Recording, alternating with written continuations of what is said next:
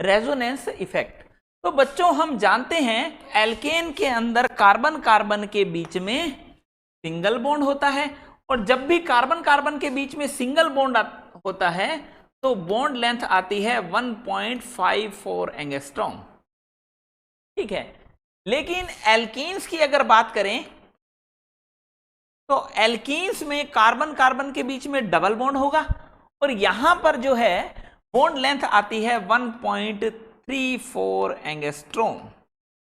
ठीक है, that means carbon carbon single bond की बॉन्ड लेंथ आती है 1.54 angstrom, and carbon carbon double bond की बॉन्ड लेंथ आती है 1.34 एंगस्ट्रॉम। तो बच्चों अगर हम बेंजीन की स्ट्रक्चर की बात करें तो हम जानते हैं कि बेंजीन के अंदर alternate sigma bond and pi bond present होते हैं बच्चों। तो यहां पर ये कार्बन कार्बन डबल बॉन्ड की बॉन्ड लेंथ तो आनी चाहिए 1.34 एंगस्ट्रॉम, एंड सिंगल बॉन्ड वाली बॉन्ड लेंथ आनी चाहिए 1.54 एंगस्ट्रॉम, जबकि ऐसा होता नहीं है। बेंजीन के अंदर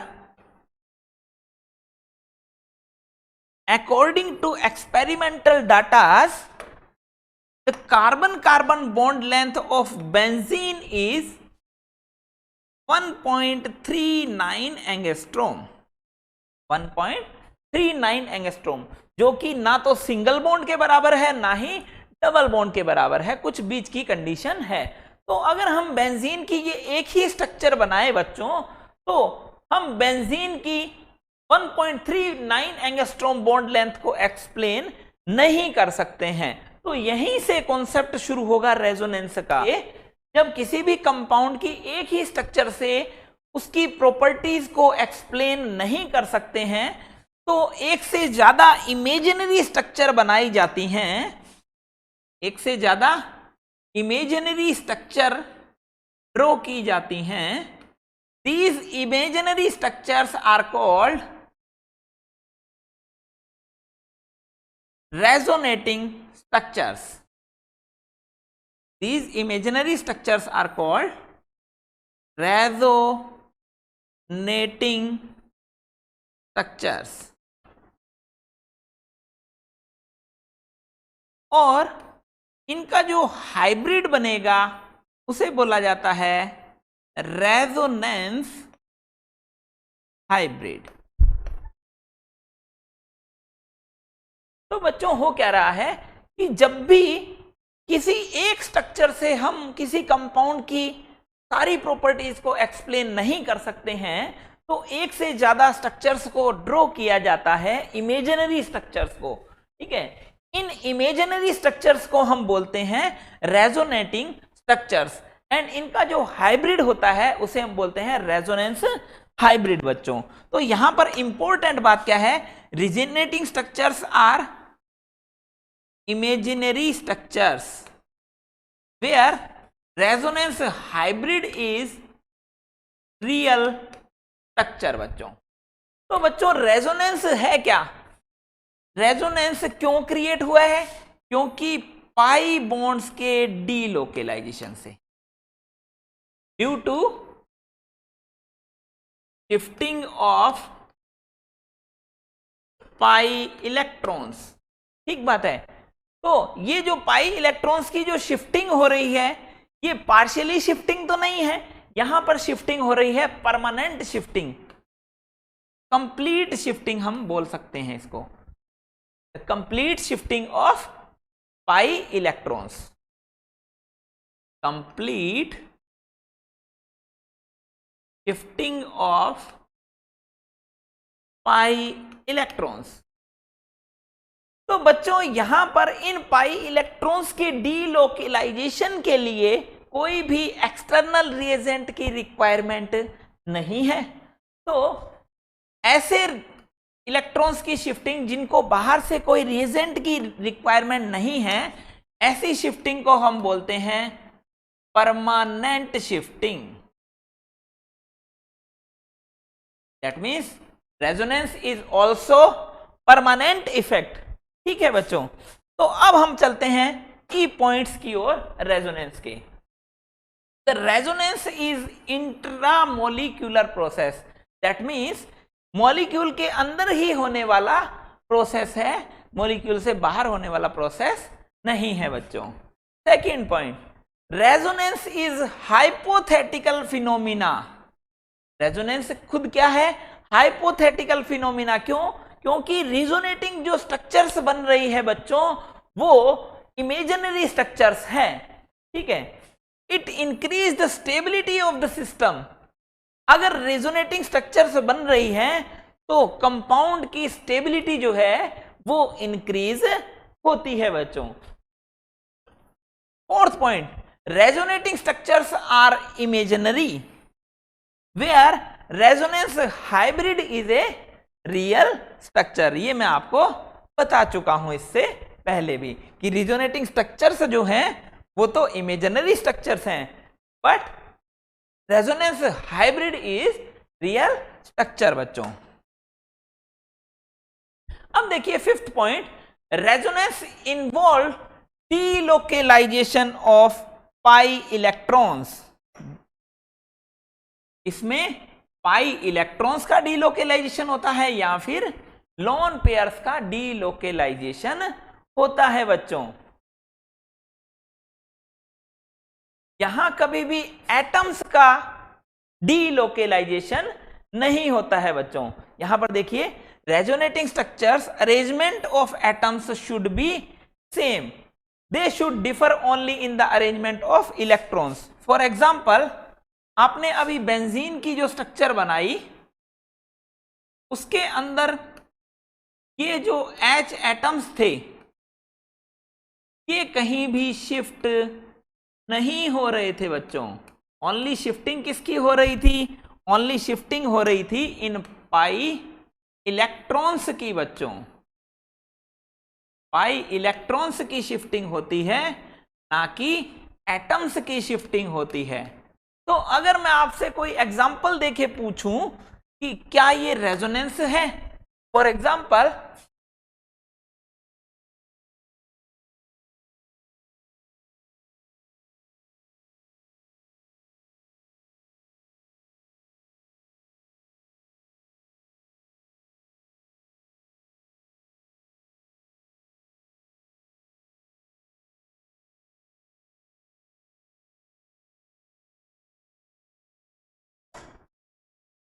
ये पाई, ये सिग्मा इलेक्ट्रॉन्स यहां और H एटम उठकर ऑक्सीजन एटम पर आ जाता है।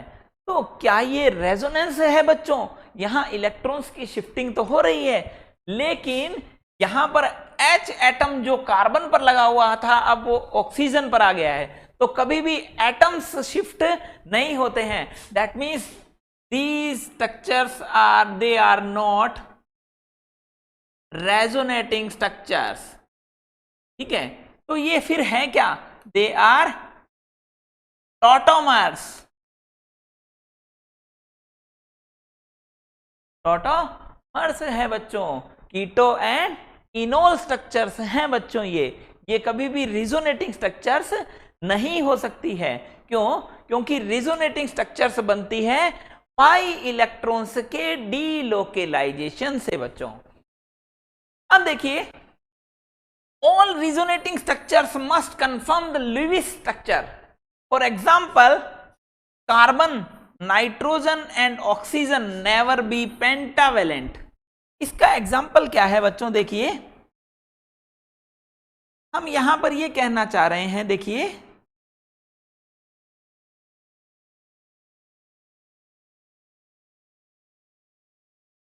कि अगर NH3+ होता है बच्चों, ठीक है, तो H क्या चाह रहा है? H ये चाह रहा है कि ये पाई इलेक्ट्रॉन इधर शिफ्ट हो जाए। अगर ये यहां पर शिफ्ट हो जाते हैं बच्चों तो स्ट्रक्चर कुछ ऐसी बन जाएगी, ठीक है, और स्ट्रक्चर कुछ ऐसी बन जानी चाहिए। लेकिन ऐसी स्ट्रक्चर कभी भी बन नहीं सकती। क्यों? क्योंकि यहां पर नाइट्रोजन की वैलेंसी कितनी हो गई है, पेंटावैलेंट हो गया है ये, ठीक है। तो ये ऐसा कभी भी नहीं हो सकता। दैट मीन्स पाई इलेक्ट्रॉन्स की शिफ्टिंग करते करते इतने बावले मत हो जाना कि कार्बन की वैलेंसी 5 जा रही है, नाइट्रोजन की वैलेंसी 5 जा रही है, ऐसा पॉसिबल कभी भी नहीं होगा। तो बच्चों वापस अगर इन पॉइंट्स को देखें हम, रेजोनेंस क्या है? तो जब भी कंपाउंड किसी एक स्ट्रक्चर से हम उस पूरे, जब भी किसी कंपाउंड की एक स्ट्रक्चर से हम उसकी सारी प्रॉपर्टीज को एक्सप्लेन नहीं कर सकते हैं, तो एक से ज्यादा स्ट्रक्चर्स को बनाया जाता है। इन स्ट्रक्चर्स को हम बोलते हैं रेजोनेटिंग स्ट्रक्चर्स। ये जो स्ट्रक्चर्स हैं वो इमेजिनरी स्ट्रक्चर्स होती हैं, हाइपोथेटिकल होती हैं, सिर्फ और सिर्फ हमारे दिमाग की उपज है। क्यों? क्योंकि अगर आप 1.39 एंगस्ट्रॉम बॉन्ड एंगल को एक्सप्लेन करना चाहते हैं तो आपको रेजोनेंस हाइब्रिड ही बता सकता है कि इनके बीच में ना तो पार्शियली सिग्मा बॉन्ड, ना तो डबल बॉन्ड जैसी प्रॉपर्टीज है, ना ही सिंगल बॉन्ड जैसी प्रॉपर्टीज है। तो ये पाई इलेक्ट्रॉन्स के डीलोकेलाइजेशन से बन सकता है। तो आप किसी भी एक स्ट्रक्चर को अगर पकड़ लेंगे तो उससे 1.39 एंगस्ट्रॉम बॉन्ड एंगल को एक्सप्लेन नहीं कर सकते हैं बच्चों। तो these resonating structures are imaginary structures where resonance hybrid is real structures। तो इनके की पॉइंट्स क्या हैं? Resonance is intramolecular process. Intramolecular मतलब मॉलिक्यूल के अंदर ही होने वाला प्रोसेस है। दूसरा, resonance is hypothetical phenomena. Hypothetical means कि रिजोनेटिंग स्ट्रक्चर्स जो हम बना रहे हैं वो इमेजिनरी स्ट्रक्चर्स हैं बच्चों। Third, it increase the stability of the system. जिन कंपाउंड्स के अंदर रेजोनेंस प्रेजेंट होगा उन कंपाउंड्स की स्टेबिलिटी नॉर्मल कंपाउंड से ज्यादा होगी बच्चों। Fourth, resonating structures are imaginary where resonance hybrid is real structure. तो प्रैक्टिकल जो हम 1.39 एंगस्ट्रॉम बॉन्ड एंगल को एक्सप्लेन कर रहे हैं वो उनका रेजोनेंस हाइब्रिड है, और रेजोनेंस हाइब्रिड बता रहा है कि 1.39 एंगस्ट्रॉम बॉन्ड एंगल है बच्चों इनके बीच में ये, ठीक है। तो रेजोनेंस हाइब्रिड तो रियल स्ट्रक्चर है, लेकिन ये जो पीछे वाली जो स्ट्रक्चर्स हैं वो इमेजिनरी होती हैं बच्चों। Next, resonance involve delocalisation of pi electrons and lone pairs. तो रेजोनेंस में या तो पाई इलेक्ट्रॉन्स का डीलोकेलाइजेशन होगा या फिर लोन पेयर्स का डीलोकेलाइजेशन होगा बच्चों। कभी भी एटम उठ के अपनी दूसरी जगह पर कभी भी नहीं जाएगा। Resonating structures are arrangement in the resonating structures, arrangement of the atoms should be same. कभी भी एटम्स अपनी जगह से उठ के कहीं भी नहीं जाएगा बच्चों। But they differ only in the arrangement of electrons. Arrangement of electrons different हो सकता है, लेकिन एटम्स का अरेंजमेंट जो है वो हमेशा सेम रहेगा बच्चों। For example, they are tautomers not resonating structures. अब उसके बाद नेक्स्ट जो पॉइंट है वो बहुत ही इंपॉर्टेंट पॉइंट है। All resonating structures must conform the लिविंग structure. That means carbon, nitrogen, oxygen जो कि सेकंड शेल के एलिमेंट्स हैं उनकी कभी वैलेंसी 5 नहीं करनी है आपको, ठीक है। कि आप ये करते करते इतने बावले मत हो जाना कि कार्बन की वैलेंसी 5 जा रही है रेजोनेंस करने के चक्कर में, ऐसा कभी भी पॉसिबल नहीं होगा बच्चों। Next, the contributing structure should be written in such a way that negative charge resides at the more electronegative atom. For example बच्चों, कि अगर आप कार्बोनाइल कंपाउंड में पाई इलेक्ट्रॉन्स का डीलोकेलाइजेशन करवा रहे हैं बच्चों, तो इन पाई इलेक्ट्रॉन्स का डीलोकेलाइजेशन यहां से यहां होगा, जिसके कारण ऑक्सीजन पर माइनस आएगा जबकि कार्बन पर प्लस चार्ज आएगा बच्चों। कभी भी ऐसा पॉसिबल नहीं होगा कि कार्बन पर नेगेटिव आ रहा है और ऑक्सीजन पर प्लस आ रहा है, तो ऐसा कभी भी पॉसिबल नहीं होगा और ये वाली रेजोनेटिंग स्ट्रक्चर हो सकती है बच्चों। 6 पॉइंट, रेजोनेंस एनर्जी। आप एक से ज्यादा रेजोनेटिंग स्ट्रक्चर्स बनाते हैं, ठीक है, तो उन रेजोनेटिंग स्ट्रक्चर्स में से कुछ स्ट्रक्चर्स की एनर्जी होगी हाई और कुछ स्ट्रक्चर्स की एनर्जी होगी लो, और रियल जो स्ट्रक्चर होगी जिसे हम बोलते हैं रेजोनेंस हाइब्रिड, उसकी एनर्जी जो है लोएस्ट होगी और स्टेबिलिटी हाईएस्ट होगी बच्चों। एनर्जी तो लोएस्ट होगी और स्टेबिलिटी हाईएस्ट होगी बच्चों, जबकि इन रेजोनेटिंग स्ट्रक्चर्स में से जिसकी एनर्जी सबसे कम है वही तो रियल स्ट्रक्चर जैसा है। जिस रेजोनेटिंग स्ट्रक्चर की एनर्जी जो सबसे कम है वो रियल स्ट्रक्चर जैसा है। उन दोनों की एनर्जी का अगर हम डिफरेंस निकाल लेंगे तो उस डिफरेंस को बोला जाता है resonance energy. That means the energy of more stable resonating structure, energy of more stable resonating structure, या हम यहां बोल सकते हैं मोस्ट स्टेबल रेजोनेटिंग स्ट्रक्चर। सबसे ज्यादा स्टेबल जो रेजोनेटिंग स्ट्रक्चर है उसमें से माइनस कर दिया जाए एनर्जी ऑफ रेजोनेंस हाइब्रिड को, तो जो एनर्जी हमें बचेगी उसे हम बोलते हैं रेजोनेंस एनर्जी बच्चों। तो बच्चों यहां पर देखिए, जितनी ज्यादा रेजोनेंस एनर्जी होगी उतना ही कंपाउंड की स्टेबिलिटी इंक्रीज होगी, और जितना ज्यादा स्टेबिलिटी ज्यादा होती है उतनी ही पोटेंशियल एनर्जी हमेशा कम होती है बच्चों।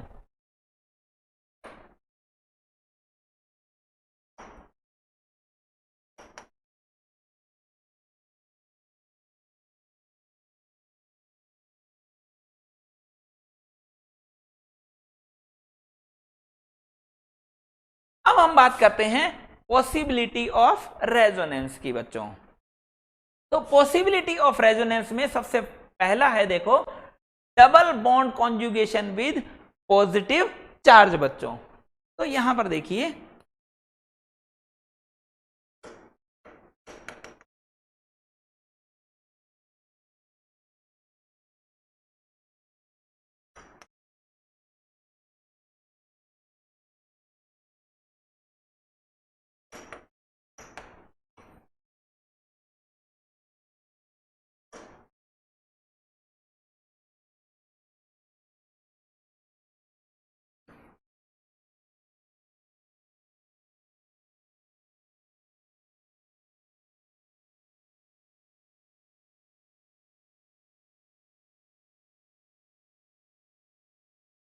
ये हो गया एलाइलिक कार्बोकैटायन। तो आप जानते हैं बच्चों एलाइलिक पोजीशन, एलाइलिक पोजीशन ये होती है एलाइल, ठीक बात है। इस एलाइल पर आ जाए पॉजिटिव चार्ज, तो यहां पर ये पॉजिटिव चार्ज क्या चाहता है, दैट मीन्स इस कार्बन के वैलेंस शेल में 6 इलेक्ट्रॉन्स हैं और इसको करना क्या है, 8 इलेक्ट्रॉन्स करना है। दैट मीन्स ये कार्बोकैटायन जो है वो स्टेबल स्पीसीज नहीं है। तो स्टेबिलिटी के लिए क्या चाहता है कि तुम्हारे जो पाई इलेक्ट्रॉन्स हैं उनको मुझे दे दिया जाए। जब ये इनको दे देगा, जब ये इन पाई इलेक्ट्रॉन्स को इनको दे देगा बच्चों, तो बन जाएगा क्या, CH2 plus CH double bond CH2। तो यहां पर देखिए डबल बॉन्ड कॉन्जुगेशन हो रहा है किसके साथ, पॉजिटिव चार्ज के साथ। तो इन दोनों स्ट्रक्चर्स को बोला जाएगा रेजोनेटिंग स्ट्रक्चर्स। और इनका रेजोनेंस हाइब्रिड कैसा बनेगा बच्चों, देखिए CH2 single bond CH CH2, ठीक है। और यहां पर इन दोनों के बीच में पार्शियली डबल बॉन्ड और दोनों के ऊपर ही पार्शियली पॉजिटिव चार्ज। यहां पर बीच वाले पर पॉजिटिव चार्ज नहीं लगाया है बच्चों। उसका रीजन क्या है? क्योंकि बीच वाले पर कभी भी पॉजिटिव चार्ज आ ही नहीं रहा है। दैट मीन्स हम ये बोल सकते हैं कि allylic carbocations are stable due to resonance. ठीक है, क्यों? क्योंकि इसके ऊपर पॉजिटिव आया। अब वो पाई इलेक्ट्रॉन वो बोल रहे हैं कि क्या होगा, ये हम तुमको दे देंगे पाई इलेक्ट्रॉन, एक बार पॉजिटिव हम पे आ जाएगा, एक बार तुम पे आ जाएगा, आधा आधा बांट लेंगे, क्या दिक्कत है? ठीक है ना। तो इसको हम कुछ इस तरीके से समझ सकते हैं कि किसी एक टीचर की 6 क्लास आ रही है और 2 टीचर हो गए तो 3-3 बांट लेंगे, तो दोनों को कोई दिक्कत आने वाली नहीं है। दैट मीन्स दोनों हैप्पी, दोनों की स्टेबिलिटी क्या हो जाएगी? हाई हो जाएगी, दोनों खुश हो जाएंगे बच्चों। तो यहां पर देखिए हम इस स्ट्रक्चर को ऐसे भी बना सकते हैं, प्लस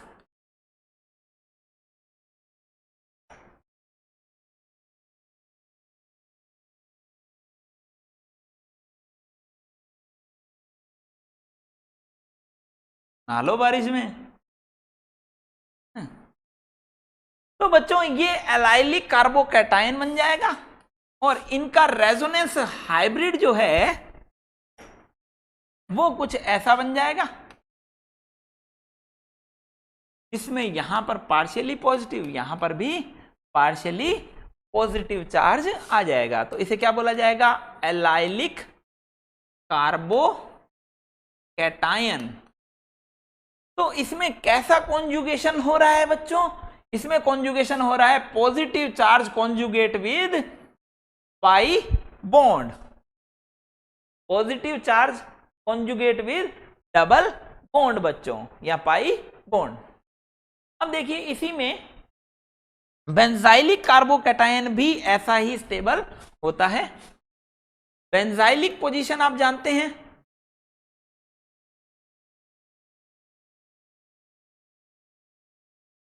CH2 पर प्लस और ये बेंजीन रिंग, तो इसे हम बोलते हैं बेंजाइलिक पोजीशन। बेंजाइलिक पोजीशन पर प्लस है तो इसे हम क्या बोलेंगे?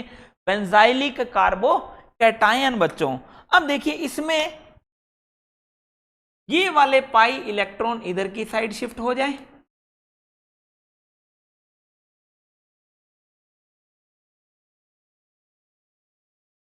CH2 पर प्लस हट गया,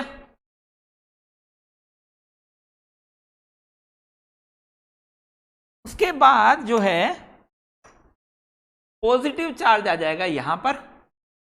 अब देखिए इस पॉजिटिव चार्ज को कम करने के लिए यहां से ये दोनों इलेक्ट्रॉन इधर शिफ्ट हो जाएंगे। जब ये इधर शिफ्ट हो जाएंगे बच्चों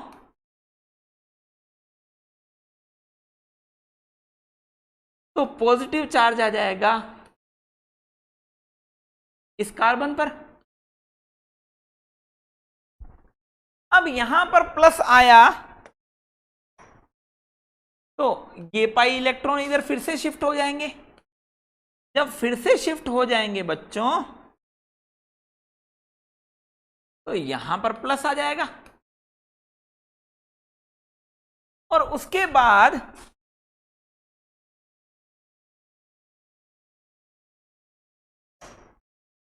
ये वाले पाई इलेक्ट्रॉन इधर की साइड फिर से शिफ्ट हो जाएंगे बच्चों।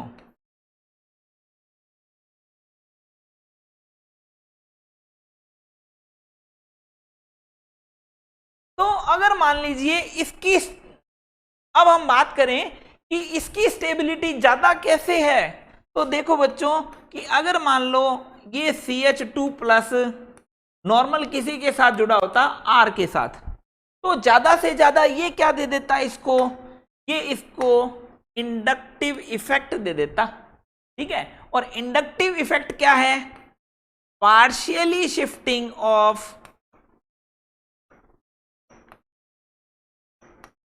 सिग्मा इलेक्ट्रॉन्स है बच्चों। ठीक है, जबकि यहां पर क्या हो रहा है? Complete shifting. कंप्लीट शिफ्टिंग मतलब 1, 2 और 3 स्ट्रक्चर ऐसी बन गई हैं जिनके अंदर इस CH2 पर कभी भी प्लस चार्ज आया ही नहीं। दैट मीन्स 5 में से 3 स्ट्रक्चर ऐसी बन गई जिसमें कार्बन का ऑक्टेट कंप्लीट है। दैट मीन्स इस पॉजिटिव चार्ज को इस कार्बन ने, इसने और इसने मिलकर बांट लिया है। दैट मीन्स ये पॉजिटिव चार्ज अगर 100% था तो इस कार्बन के पास 25% ही पॉजिटिव चार्ज आया है। दैट मीन्स जितना कम पॉजिटिव चार्ज आएगा कॉम्प्लेक्स की स्टेबिलिटी उतनी ही, कंपाउंड की स्टेबिलिटी उतनी ही ज्यादा होगी। दैट मीन्स अगर हम इसको इससे कंपेयर करवाएं तो स्टेबल कौन होगा? बेंजाइलिक कार्बोकैटायन बच्चों।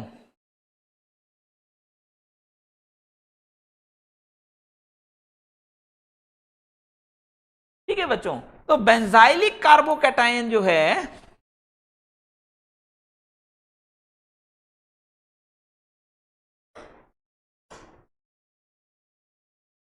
benzylic carbocation and allylic carbocation both are stable due to resonance बच्चों।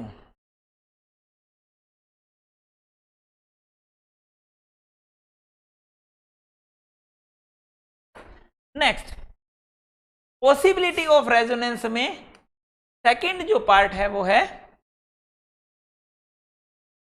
Double bond conjugation with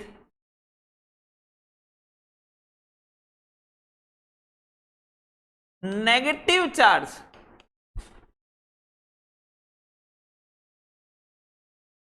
negative charge के साथ डबल बॉन्ड का कॉन्जुगेशन। तो यहां पर देखिए बच्चों कि अगर वही same condition allylic carb anion बना लिया जाए, कार्ब एनायन का मतलब कार्बन पर नेगेटिव चार्ज, तो हम जानते हैं बच्चों कि जो भी अनचार्ज स्पीसीज होती है वो ज्यादा स्टेबल होती है as compare to charge species. तो ये वाली जो स्पीसीज है वो लेस स्टेबल है। अब ये क्या करेंगे, ये कह रहे हैं कि हमारे पास नेगेटिव चार्ज है, इस नेगेटिव चार्ज को कम करने के लिए ये इधर की साइड शिफ्ट हुए। ठीक है, अब ये इधर की साइड शिफ्ट होंगे तो ये आगे इधर की साइड शिफ्ट होंगे, जिसके कारण क्या हो जाएगा, नई स्ट्रक्चर बनेगी। इस नई स्ट्रक्चर में CH2 पर minus CH double bond CH2, तो इसे हम बोलते हैं एलाइलिक कार्ब एनायन। तो एलाइलिक कार्ब एनायन में क्या हो रहा है, नेगेटिव चार्ज कॉन्जुगेट हो रहा है विद डबल बॉन्ड। तो एलाइलिक कार्ब एनायन भी ज्यादा स्टेबल है ड्यू टू रेजोनेंस या कॉन्जुगेशन। तो यहां पर अगर रेजोनेंस हाइब्रिड बनाया जाए बच्चों, तो रेजोनेंस हाइब्रिड कैसा बनेगा, देखिए CH2 सिंगल बॉन्ड CH2, वही सेम देखो कि इनके बीच में फिर से डबल बॉन्ड जैसा पार्शियली, और वहां क्या था पॉजिटिव चार्ज, यहां क्या होगा नेगेटिव चार्ज बेटा। ठीक है बच्चों, तो double bond conjugation with negative charge में एलाइलिक कार्ब एनायन, और अब हम पढ़ते हैं बेंजाइलिक कार्ब एनायन को।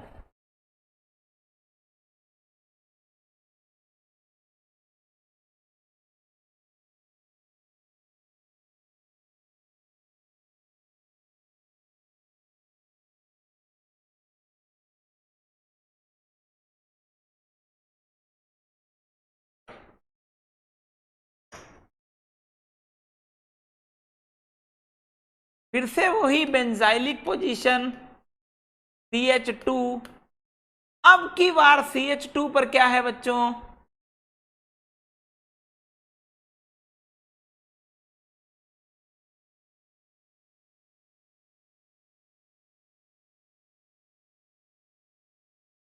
अब की बार CH2 पर नेगेटिव चार्ज है, CH2 माइनस। जब CH2 पर माइनस है बच्चों, तो अब देखना होगा क्या कि यहां से ये पाई इलेक्ट्रॉन इधर की साइड शिफ्ट होंगे। ठीक है, ये नेगेटिव चार्ज इधर की साइड शिफ्ट होगा, तो ये पाई इलेक्ट्रॉन भी इधर की साइड यहां पर शिफ्ट होंगे बच्चों। तो यहां पर जो रिजोनेटिंग स्ट्रक्चर बनेगी, नेगेटिव चार्ज एंड CH2, ये बन जाएगी। अब देखिए कि ये नेगेटिव इधर से फिर से इधर की साइड शिफ्ट हुआ, तो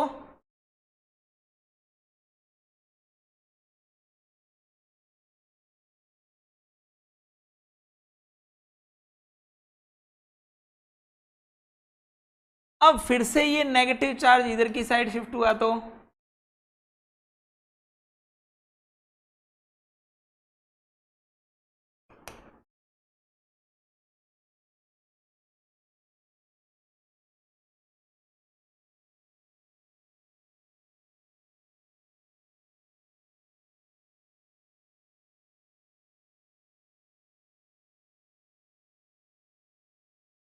यहां पर नेगेटिव चार्ज आगे आ जाएगा बच्चों। तो यहां पर देखिए तीन स्ट्रक्चर फिर से ऐसी बन गई जिसमें इस CH2 के ऊपर नेगेटिव चार्ज नहीं है। दैट मीन्स अगर इनका रेजोनेंस हाइब्रिड बनाया जाए बच्चों, तो कुछ ऐसा स्ट्रक्चर बनेगी जिसमें ये CH2 और इनके बीच में पार्शियली डबल बॉन्ड, ठीक बात है। और यहां पर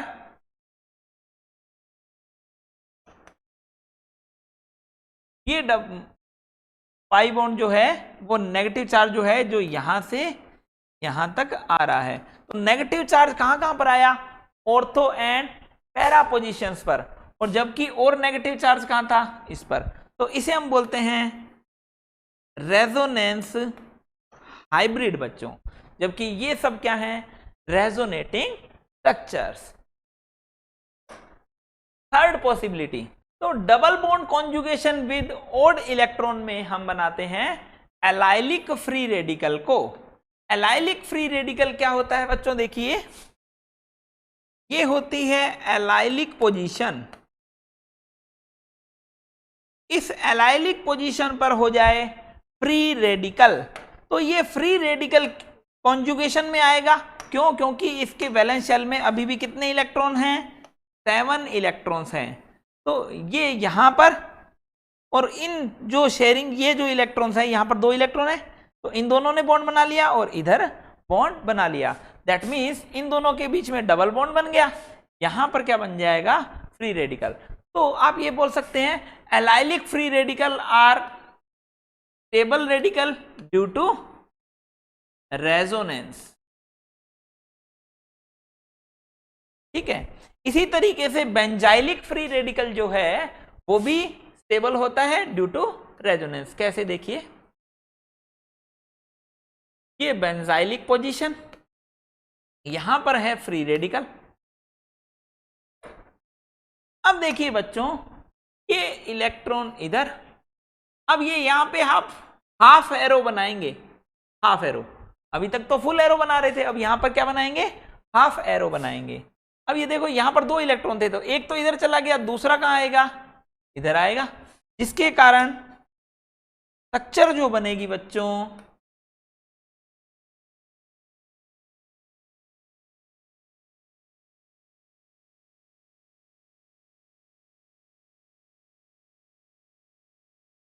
यहां पर फ्री रेडिकल, ठीक है।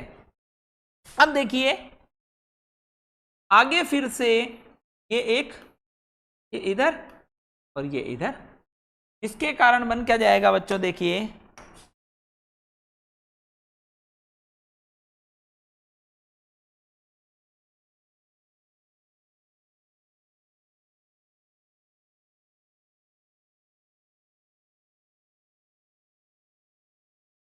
ठीक है। अब देखिए यहां पर फिर से कॉन्जुगेशन होगा,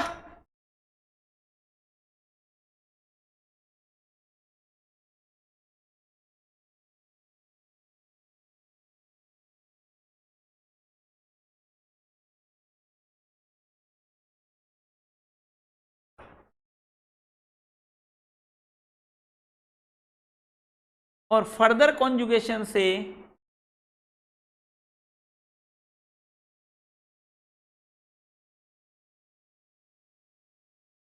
फिफ्थ स्ट्रक्चर जो है वो भी बन जाएगी। तो आपसे पूछा जाए कि एलाइलिक फ्री रेडिकल और बेंजाइलिक फ्री रेडिकल स्टेबल क्यों है, तो रेजोनेंस के कारण। अब नेक्स्ट जो पॉसिबिलिटी है वो है पाई बॉन्ड कॉन्जुगेशन विद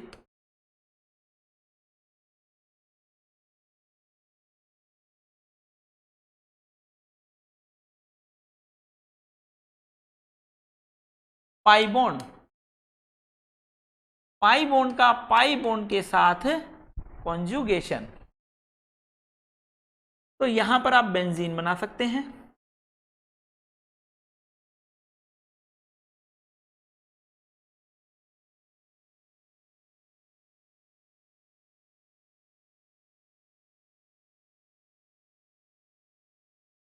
ठीक है,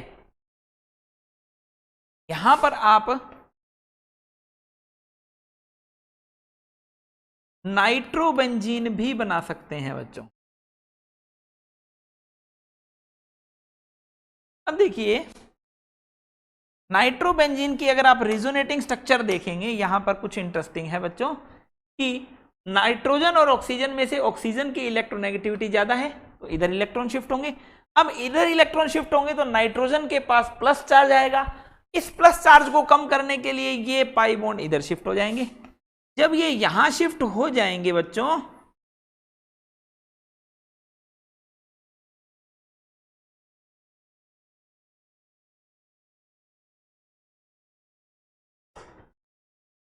तो स्ट्रक्चर कैसी बनेगी, देखिए नाइट्रोजन, नाइट्रोजन और इसके बीच में डबल बॉन्ड, यहां पर ऑक्सीजन, ऑक्सीजन के पास माइनस, ठीक है, और ये लोन पेयर, यहां पर प्लस चार्ज आ जाएगा बच्चों। ठीक है, अब इस प्लस चार्ज को कम करने के लिए ये पाई इलेक्ट्रॉन इधर शिफ्ट हो जाएंगे, जिसके कारण स्ट्रक्चर कैसी बन जाएगी,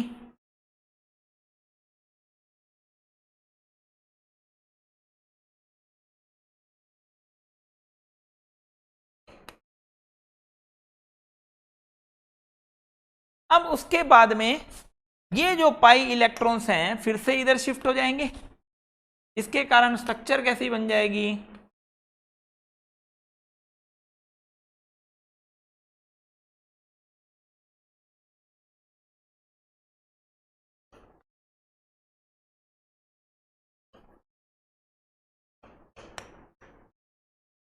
ठीक है। अब देखिए लास्ट में वापिस इलेक्ट्रॉन क्या हुए, ऑक्सीजन से इधर डबल बॉन्ड बना, फिर ये इलेक्ट्रॉन वापिस मिले तो वापिस स्ट्रक्चर बन गई जो स्ट्रक्चर पहले थी। ठीक है, तो यहां पर हुआ क्या है, ऑर्थो और पैरा पोजीशन पर, यहां पर और यहां पर ऑर्थो एंड पैरा पोजीशन पर पॉजिटिव चार्ज आया है बच्चों।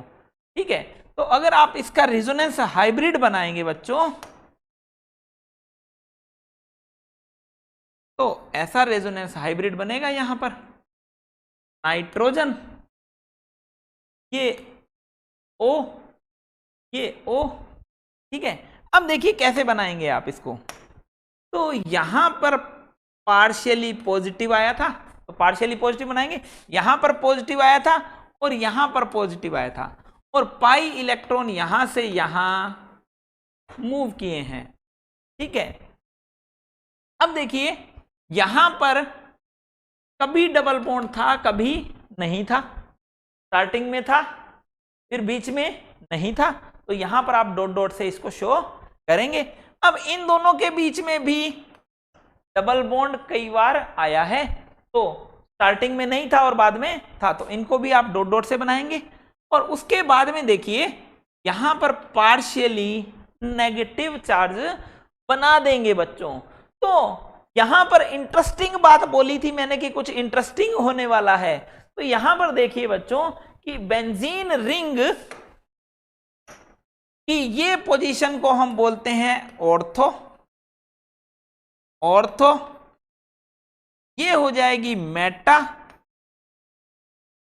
एंड इस पोजीशन को हम बोलते हैं पैरा पोजीशन। तो अगर मान लीजिए बेंजीन रिंग की बात करें तो बेंजीन रिंग के पास खूब सारे पाई इलेक्ट्रॉन आते हैं, खूब सारे पाई इलेक्ट्रॉन होते हैं। तो इस खूब सारे पाई इलेक्ट्रॉन्स पर इलेक्ट्रोफाइल क्या चाहता है, अटैक करके जुड़ना चाहता है। तो बेंजीन रिंग कैसी रिएक्शन देगी, इलेक्ट्रोफिलिक सब्स्टिट्यूशन रिएक्शन देती है। ये अभी हम एरोमेटिसिटी में पढ़ेंगे। दैट मीन्स यहां पर पाई बॉन्ड है तो इलेक्ट्रोफाइल अटैक करना चाहता है, ठीक है। तो अगर हम बात करें यहां पर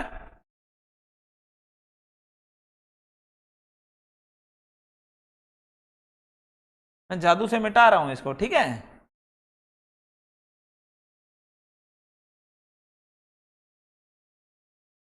तो देखो बच्चा कि अगर इलेक्ट्रोफाइल यहां पर जुड़ना चाह रहा है तो इलेक्ट्रोफाइल क्या कहेगा कि इलेक्ट्रोफाइल सोच रहा है कि मैं कहां जुड़ूं।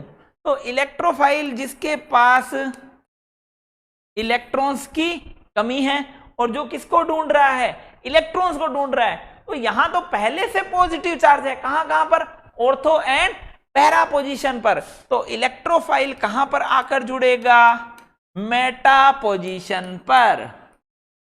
दैट मीन्स हम ये बोल दें कि बेंजीन रिंग में इलेक्ट्रॉन विड्रॉइंग ग्रुप लगा हुआ है, ठीक है, जो कि NO2 है। बेंजीन रिंग में NO2 ग्रुप लगा हुआ है, तो पॉजिटिव चार्ज कहां कहां पर आएगा, ऑर्थो और पैरा पर।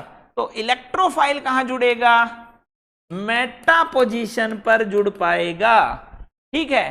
तो इस कारण, इस इलेक्ट्रॉन विड्रॉइंग ग्रुप के कारण नाइट्रोबेंजीन मेटा डायरेक्टिंग होती है। डायरेक्टिंग का मतलब क्या होता है, किसी को डायरेक्ट करना, कि तुम जैसे फिल्म के डायरेक्टर होते हैं वैसे, कि तुम्हें ये काम करना है। अब इलेक्ट्रोफाइल इनके पास आया और आके बोला कि मैं कहां जुड़ जाऊं साहब, तो वो बोले कि तुम एक काम करो, तुम मेटा पे जुड़ जाओ। क्यों, क्योंकि वहां पर कोई भी तुम्हें तंग नहीं करने वाला है। दैट मीन्स इलेक्ट्रोफाइल को क्या चाहिए, इलेक्ट्रॉन, और ये कह रहे हैं हमारे पास तो पहले से इलेक्ट्रॉन नहीं है, तुम क्या कर रहे हो, ठीक है। दैट मीन्स ये कहां पर आकर अटैच होंगे, मेटा पोजीशन पर अटैच हो जाएंगे बच्चों।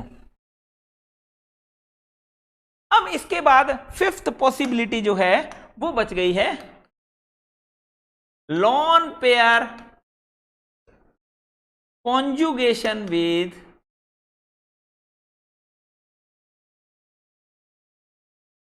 Positive charge. Lone pair conjugation with positive charge बच्चों। तो देखिए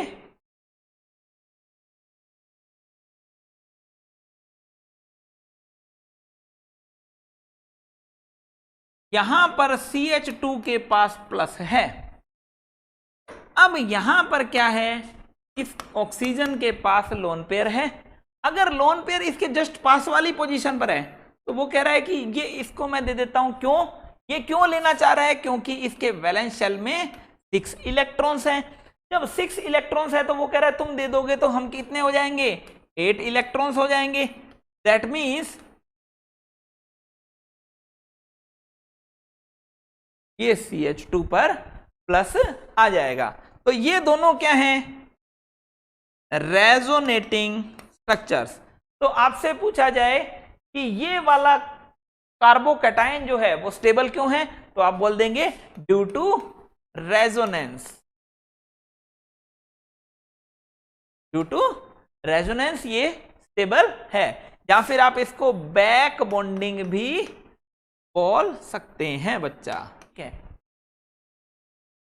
तो इन दोनों में से ज्यादा स्टेबल कौन होगा, तो आप यहां पे कहेंगे इसमें कार्बन का ऑक्टेट जो है वो कंप्लीट है, ऑक्टेट कंप्लीट है बच्चों। यहां सभी का ऑक्टेट कंप्लीट है, ठीक है। ऑक्टेट कंप्लीट है तो स्टेबल क्या होगा, ठीक है।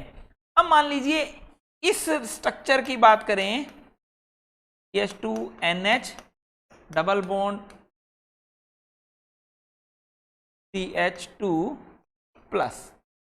इन दोनों स्ट्रक्चर्स में से भी ज्यादा स्टेबल कौन है? तो ये है, क्योंकि ऑक्टेट कंप्लीट है। अब मान लीजिए इन दोनों को कंपेयर किया जाए कि इन दोनों में से बताइए कि कौन सा ज्यादा स्टेबल है। तो आप जानते हैं कि लोन पेयर वो दे सकता है जिसकी इलेक्ट्रोनेगेटिविटी कम हो, तो ये ज्यादा लोन पेयर देगा, दैट मीन्स ये वाला ज्यादा स्टेबल होगा, दैट मीन्स इन दोनों से भी ये ज्यादा स्टेबल होगा। ठीक है, तो आप इस तरीके से कार्बोकैटाइंस की स्टेबिलिटी को बता सकते हैं बच्चों। अब देखिए स्टेबिलिटी ऑफ रेजोनेटिंग स्ट्रक्चर्स। अगर आपके पास बहुत सी रेजोनेटिंग स्ट्रक्चर्स हैं और उनकी स्टेबिलिटी को आपको रिलेट करना है तो आप कैसे करेंगे? तो first of all अनचार्ज resonating structure जो होगी वो चार्ज रेजोनेटिंग स्ट्रक्चर से ज्यादा स्टेबल होगी बच्चों। अगर मान लीजिए सारी स्पीसीज ही चार्ज्ड हैं तो आप उसके बाद देखेंगे नंबर ऑफ कोवेलेंट बॉन्ड्स बच्चों, कि नंबर ऑफ कोवेलेंट बॉन्ड जिसमें ज्यादा हैं वो ज्यादा स्टेबल होगा। फॉर एग्जांपल देखिए कि यहां पर अगर आप ये बॉन्ड 1 है तो यहां पर कितना हो गया? 2 हो गया। Number of covalent bond increase हुए तो भी ये क्या हो गया? स्टेबल हो जाएगा बच्चों। अब देखिए उसके बाद अगर नंबर ऑफ कोवेलेंट बॉन्ड भी सेम है तो उसके बाद आप क्या देखेंगे? उसके बाद आप देखेंगे बच्चों चार्ज सेपरेशन। चार्ज सेपरेशन का मतलब क्या होता है? Positive charge and negative charge होने चाहिए एडजेसेंट एटम्स पर। पॉजिटिव एंड नेगेटिव चार्ज एकदम एक दूसरे के नियर बाय हो, वो वाली रेजोनेटिंग स्ट्रक्चर ज्यादा स्टेबल होगी बच्चों। अब उसके बाद में अगर देख लीजिए कि अगर ये भी सेम है, उसके बाद में लाइक चार्ज का मीन्स या तो नेगेटिव नेगेटिव हो या फिर पॉजिटिव पॉजिटिव हो, तो ये लाइक चार्ज कहां होने चाहिए? मैक्सिमम डिस्टेंस पर होने चाहिए। ठीक है, लाइक चार्ज जो है वो मैक्सिमम डिस्टेंस पर होने चाहिए। तो आप अगर इस फ्लो चार्ट से चलेंगे तो आपका रेजोनेटिंग स्ट्रक्चर की स्टेबिलिटी का जो ऑर्डर आता है एग्जाम के अंदर वो कभी भी गलत नहीं होगा। तो यहां से देखिए जीओसी से यहां से क्वेश्चन जरूर ही आता है बच्चों। तो लाइक चार्ज कहां होने चाहिए? मैक्सिमम डिस्टेंस पर। अगर मान लीजिए ये भी चीज सेम है तो उसके बाद देखा जाएगा इस फ्लो चार्ट में, इसके बाद इलेक्ट्रोनेगेटिविटी। इलेक्ट्रोनेगेटिविटी में मोर इलेक्ट्रोनेगेटिव एटम पर क्या होना चाहिए?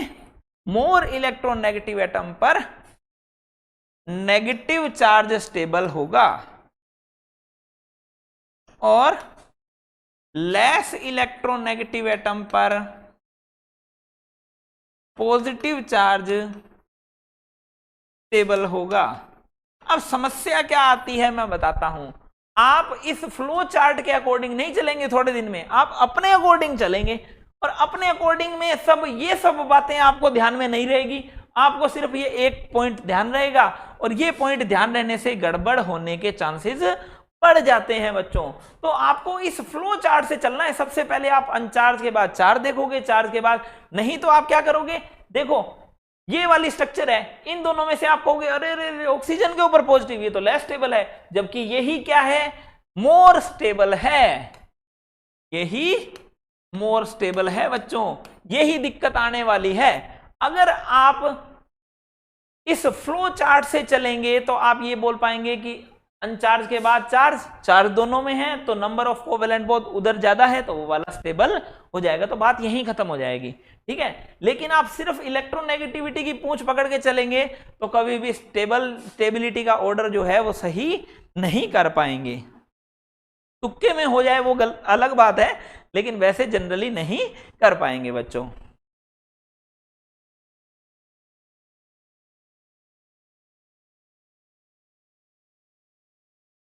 फॉर एग्जाम्पल देखिए बच्चों कि फिनोल की ये रिजोनेटिंग स्ट्रक्चर है, यहां पर लोन पेयर होता है। ठीक है, अब देखिए ये इधर की साइड आएगा,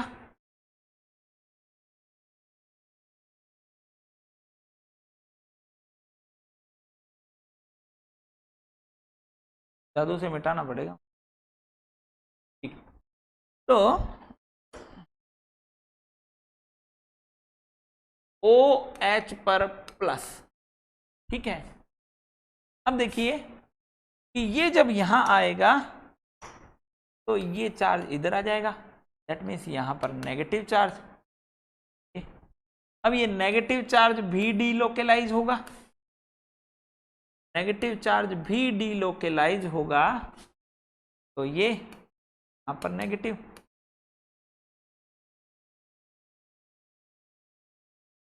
अब इसके बाद ये यहां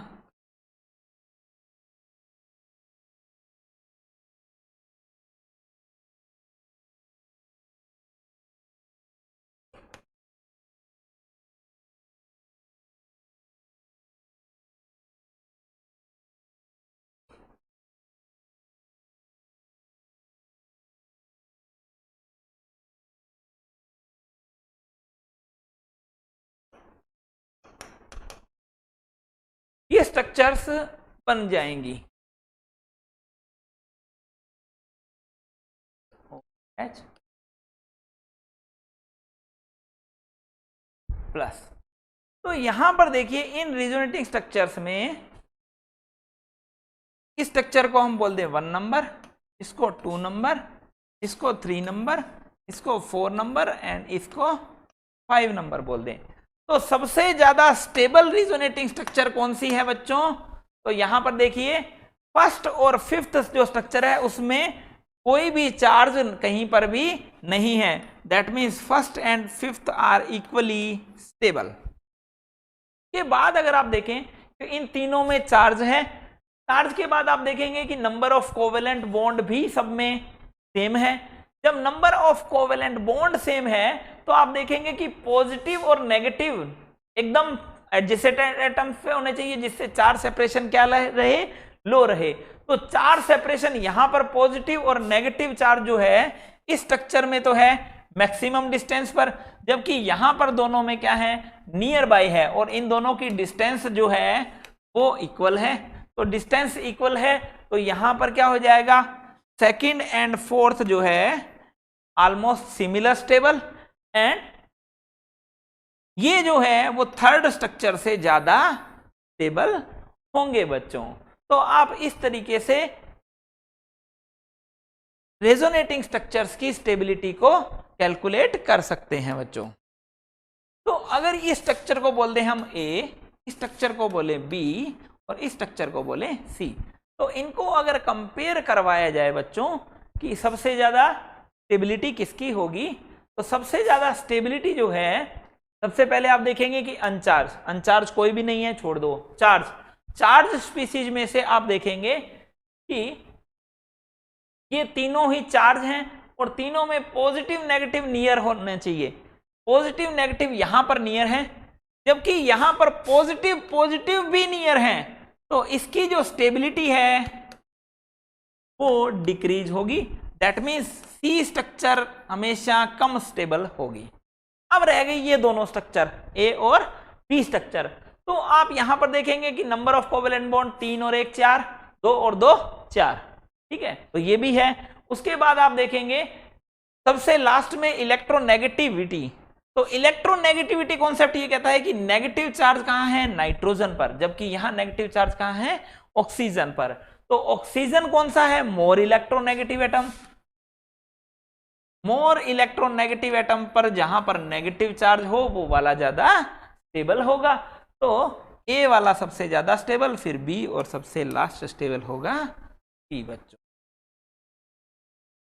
कि सबसे पहले आप देखेंगे कि अनचार्ज स्पीसीज कौन सी है, अनचार्ज कोई भी नहीं है। चार्ज के बाद आप देखेंगे कि नंबर ऑफ कोवेलेंट बॉन्ड 2 और 2 4, 3 और 1 4, 2 और 1 3, दैट मीन्स थर्ड स्ट्रक्चर जो है वो लेस स्टेबल है बच्चों। अब बात आई इन दोनों स्ट्रक्चर्स की, इन दोनों स्ट्रक्चर्स में से कौन सा ज्यादा स्टेबल है, तो आप कैसे आइडेंटिफाई करेंगे? तो इनमें आप देखिए कि उसके बाद number of covalent bond same हो गए, उसके बाद पॉजिटिव नेगेटिव नियर बाई होने चाहिए, पॉजिटिव नेगेटिव नियर बाई हैं दोनों में। उसके बाद हम कहेंगे पॉजिटिव पॉजिटिव है ही नहीं, तो स्किप करो, अगले पे बढ़ो। अगले पे कह रहा है मोर इलेक्ट्रोनेगेटिव एटम, तो मोर इलेक्ट्रोनेगेटिव एटम इस पर ज्यादा स्टेबल है, दैट मीन सबसे ज्यादा स्टेबल ए, फिर बी और फिर सी हो जाएगा बच्चों। तो बच्चों इस तरीके से आप क्या कर सकते हैं, इस तरीके से आप कोई भी रेजोनेटिंग स्ट्रक्चर हो उनकी स्टेबिलिटी को फाइंड आउट कर सकते हैं बच्चों। अब हम चलते हैं, रेजोनेंस इफेक्ट जो है वो 2 टाइप का होता है। जैसे इंडक्टिव इफेक्ट था वैसे ही सेम। सबसे पहला प्लस आर, या इसको प्लस एम भी बोला जाता है, रेजोनेंस और मेसोमेरिक इफेक्ट। रियल में तो ये मेसोमेरिक इफेक्ट ही है। रेजोनेंस क्या होता है? Resonance only the delocalization of pi electrons होता है, whereas mesomeric effect is electron releasing effect और electron withdrawing effect. That means pi electrons की शिफ्टिंग को तो हम रेजोनेंस बोलते हैं, लेकिन इलेक्ट्रॉन डोनेटिंग या इलेक्ट्रॉन विड्रॉइंग को हम प्लस एम ही ज्यादा प्रेफर करेंगे। बाकी दोनों में कोई डिफरेंस नहीं है बच्चों। अब प्लस एम या प्लस आर जो है, आपको पता है प्लस आई की तरह इलेक्ट्रॉन रिलीजिंग इफेक्ट, और माइनस एम या माइनस आर जो है वो हो जाएगा electron withdrawing effect. Electron withdrawing effect, ठीक है। तो आप आइडेंटिफाई कैसे करेंगे कि प्लस आर है या प्लस एम है? देखिए, अगर ये है बेंजीन रिंग और बेंजीन रिंग के ऊपर कोई भी एटम लगा हुआ है जेड, अब इस जेड पर प्रेजेंट है लोन पेयर्स, जेड पर प्रेजेंट है लोन पेयर्स। तो लोन पेयर्स जो हैं वो पाई बॉन्ड के साथ कॉन्जुगेशन शो करेंगे, अभी हमने पढ़ा है। तो ये जब यहां पर कॉन्जुगेशन शो करेंगे तो नेगेटिव चार्ज आएगा। नेगेटिव चार्ज कहां कहां पर आएगा? नेगेटिव चार्ज अपीयर्स एट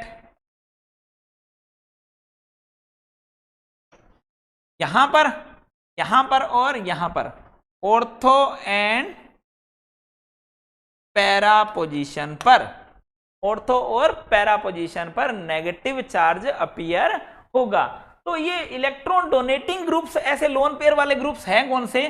तो एग्जांपल हम लिख लेते हैं, चाहे फिनोल हो, फिनोल होगा तो OH जुड़ा होगा, चाहे एनिलीन हो, ठीक है, जिनके पास भी लोन पेयर प्रेजेंट हो, चाहे OR ग्रुप लगा हो एटसेट्रा, ये जब ग्रुप लगे होंगे तो ये क्या करेंगे? रिंग के अंदर इलेक्ट्रॉन डोनेट करेंगे। रिंग के अंदर इलेक्ट्रॉन डोनेट करेंगे बच्चों, तो यहां पर देखिएगा कि जब भी ये रिंग के अंदर इलेक्ट्रॉन डोनेट करेंगे तो रिंग के पास ऑर्थो और पैरा पोजीशन पर नेगेटिव चार्ज आएगा। आएगा कि नहीं आएगा? जब नेगेटिव चार्ज आएगा तो इलेक्ट्रोफाइल भागा भागा आएगा जुड़ने के लिए, ठीक है। दैट मीन्स ये इलेक्ट्रोफिलिक सब्स्टिट्यूशन रिएक्शन बहुत बढ़िया से देंगे, क्यों? क्योंकि अब रिंग में इलेक्ट्रॉन, अगर मान लो इसको कंपेयर करवाया जाता है नॉर्मल बेंजीन रिंग के साथ, एक तो थी बेंजीन रिंग, ठीक है, बेंजीन रिंग के पास कोई भी इलेक्ट्रॉन डोनेटिंग ग्रुप नहीं लगा हुआ, ठीक है, तो जब इलेक्ट्रॉन डोनेटिंग ग्रुप नहीं लगा हुआ, ये नॉर्मल बेंजीन रिंग के साथ आप इसको कंपेयर करवाएंगे, तो इलेक्ट्रोफाइल एक तो यहां पर आता, तो यहां पर इलेक्ट्रॉन बेंजीन रिंग के अंदर देने वाला कोई भी ग्रुप लगा हुआ नहीं है, जबकि यहां पर इलेक्ट्रॉन देने वाला ग्रुप लगा हुआ है, तो इलेक्ट्रोफिलिक सब्स्टिट्यूशन रिएक्शन कौन ज्यादा देगा? ज्यादा देंगे। क्यों? क्योंकि रिंग के अंदर इलेक्ट्रॉन डेंसिटी आई है, डेंसिटी आई है तो इलेक्ट्रोफाइल भी जल्दी अटैक करेगा बच्चों। तो ऐसे ग्रुप्स को हम बोलते हैं एक्टिवेटिंग ग्रुप, एक्टिवेटिंग ग्रुप। आई क्या बात समझ में? अब एक्टिवेटिंग ग्रुप किसके लिए होंगे? एक्टिवेटिंग ग्रुप कौन से हैं? जिनके पास लोन पेयर है और फिनाइल रिंग से जुड़े हुए हैं, ठीक है, ऐसे ग्रुप जो फिनाइल रिंग से जुड़े हुए हैं और जिनके पास लोन पेयर्स हैं, तो ऐसे ग्रुप्स को हम बोलेंगे एक्टिवेटिंग ग्रुप्स। दैट मीन्स ये इलेक्ट्रोफिलिक सब्स्टिट्यूशन रिएक्शन को इंक्रीज करेंगे, ठीक है, और इन एक्टिवेटिंग ग्रुप्स के कारण इलेक्ट्रोफिलिक सब्स्टिट्यूशन रिएक्शन कहां पर होगी? ऑर्थो एंड पैरा पोजीशन पर, ऑर्थो और पैरा पोजीशन पर इलेक्ट्रोफिलिक सब्स्टिट्यूशन रिएक्शन शो होगी बच्चों। जबकि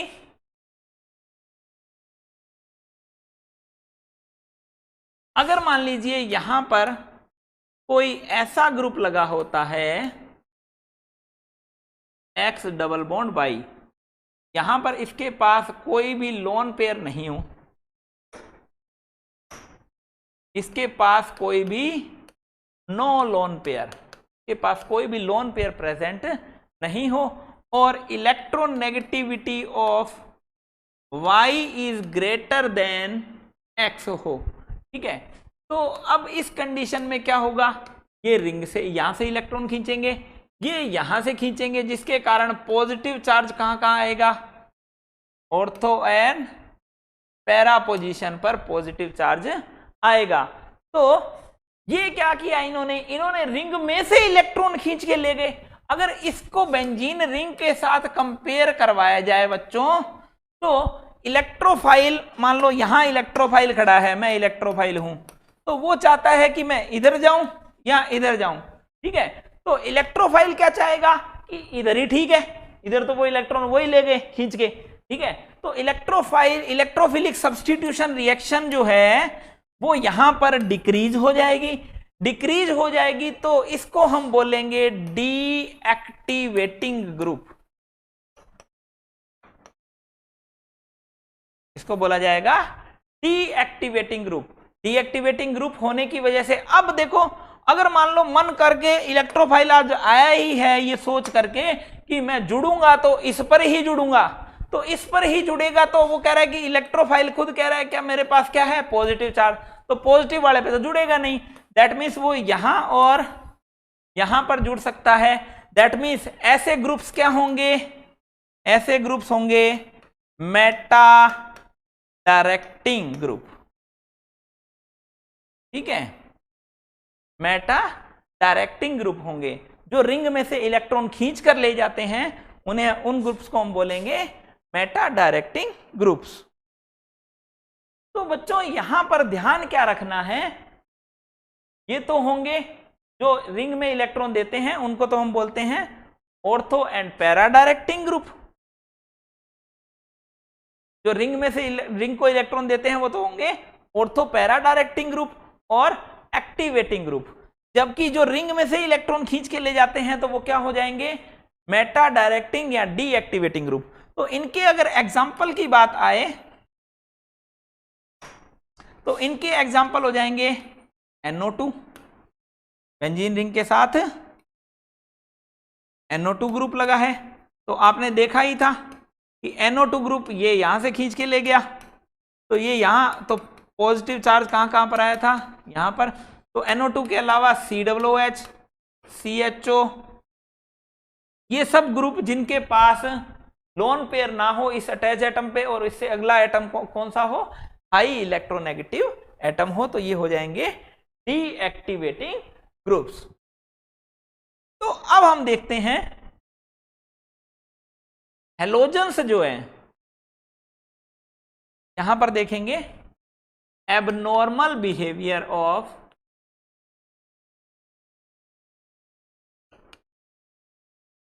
हेलोजन्स,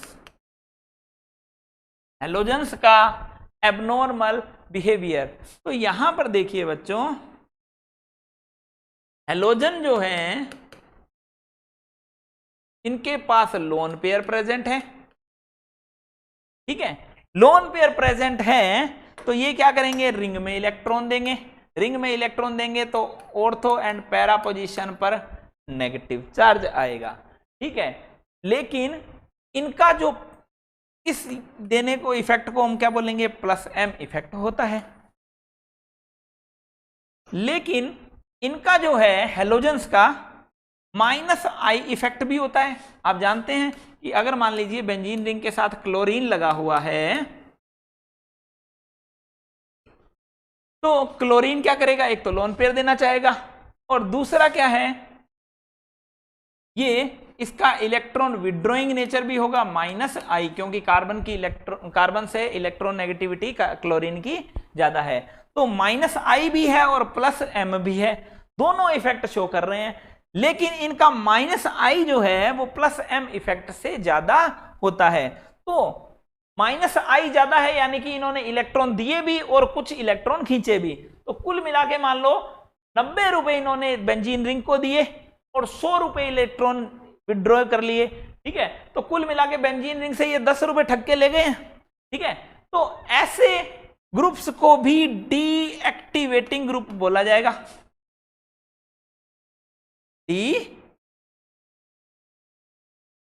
हेलोजन्स को भी हम क्या बोलेंगे, डीएक्टिवेटिंग ग्रुप्स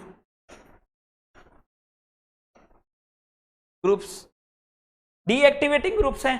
और डीएक्टिवेटिंग होते हुए भी अब इलेक्ट्रोफाइल कहां जुड़ेगा, वो कह रहा है मैं तो भैया वहां जुड़ूंगा जहां नेगेटिव आता है। तो नेगेटिव कहां जुड़ रहा है, नेगेटिव आ रहा है इसमें ऑर्थो एंड पैरा पोजीशन पर। दैट मीन्स हम एक स्टेटमेंट बोल सकते हैं,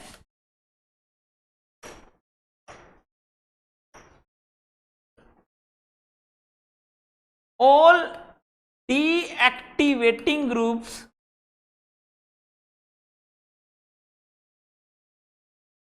are ortho,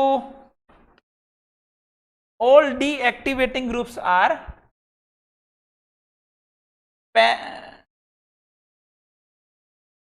तो हम ये स्टेटमेंट दे सकते हैं बच्चों कि all deactivating groups are meta directing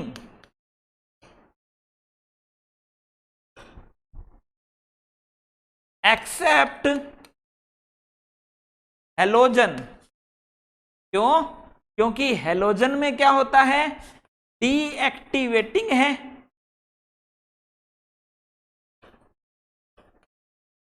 लेकिन ऑर्थो पैरा डायरेक्टिव है किसके लिए, इलेक्ट्रोफाइल के लिए। तो ये क्या है, यहां पर एक्सेप्शन हो जाएगा बच्चों। तो यहां पर अगर हम एक बात और करें कि अगर देख लीजिए कि हमारे पास हो फ्लोरोबेंजीन, हमारे पास हो क्लोरोबेंजीन, हमारे पास हो ब्रोमोबेंजीन, हमारे पास हो आयोडोबेंजीन, अगर हम इनको अगर हम कंपेयर करें बच्चों, तो यहां पर देखिए कि यहां पर जो लोन पेयर प्रेजेंट है वो 2p के अंदर प्रेजेंट है, यहां पर जो लोन पेयर प्रेजेंट है वो 3p में प्रेजेंट है, यहां पर लोन पेयर प्रेजेंट है 4p में और यहां पर प्रेजेंट है 5p में। आई क्या बात समझ में, ठीक है। तो जैसे जैसे लोन पेयर, अब देखो फ्लोरीन, आपसे मैं पूछूं ज्यादा डीएक्टिवेटिंग ग्रुप कौन सा होना चाहिए, तो फ्लोरीन। क्यों, क्योंकि फ्लोरीन की इलेक्ट्रोनेगेटिविटी मैक्सिमम है, हम सब जानते हैं बच्चों, ठीक है। लेकिन दैट मीन्स यहां पर इसका माइनस आई भी मैक्सिमम होगा। इसका होगा फ्लोरीन का। लेकिन यहां पर समस्या क्या है, देखो समस्या ये है कि ये 2p और कार्बन के भी 2p, ये कॉन्जुगेशन भी बहुत अच्छा होगा, यानी कि यहां पर प्लस m भी मैक्सिमम होगा और माइनस आई भी मैक्सिमम होगा। तो फ्लोरीन के केस में तो क्या होता है बेटा, फ्लोरीन के केस में प्लस m बहुत ज्यादा होता है माइनस आई से, दोनों ही ज्यादा है, ठीक है। जबकि यहां पर इलेक्ट्रोनेगेटिविटी माइनस आई तो कम हो गया, क्यों, क्योंकि इलेक्ट्रोनेगेटिविटी कम हो गई। लेकिन यहां पर 3p से इसमें किस में आ रहे हैं, 2p में आ रहे हैं। तो 3p से 2p में इजीली इलेक्ट्रॉन नहीं आ सकते, तो नहीं आ सकते तो यहां माइनस m भी कम है, ठीक है। तो ओवरऑल इन्होंने क्या किया, ये तीनों हो जाएंगे डीएक्टिवेटिंग। क्यों हो जाएंगे, क्योंकि यहां पर 4p में प्रेजेंट है, यहां पर 5p में प्रेजेंट है, तो ये तो देने से रहे। क्यों, क्योंकि यहां किस में है, 2p में आने हैं, तो वो देंगे ही नहीं किसी भी हालत में, ये भी नहीं देंगे, ये नहीं देंगे। तो अब इनका माइनस आई रह गया, माइनस आई रह गया। तो ओवरऑल इन्होंने इलेक्ट्रॉन क्या किए, विड्रॉ किए बेंजीन रिंग से। तो जो बेंजीन रिंग से इलेक्ट्रॉन को विड्रॉ करता है उन्हें हम क्या बोलते हैं, डीएक्टिवेटिंग, और ये क्या हो जाएगा, एक्टिवेटिंग। लेकिन इनके लोन पेयर की वजह से ऑर्थो और पैरा पोजीशंस पर क्या आएगा, नेगेटिव चार्ज आएगा। तो ये सब क्या हो जाएंगे, ऑर्थो पैरा डायरेक्टिंग, ठीक है बच्चों। तो आज के लिए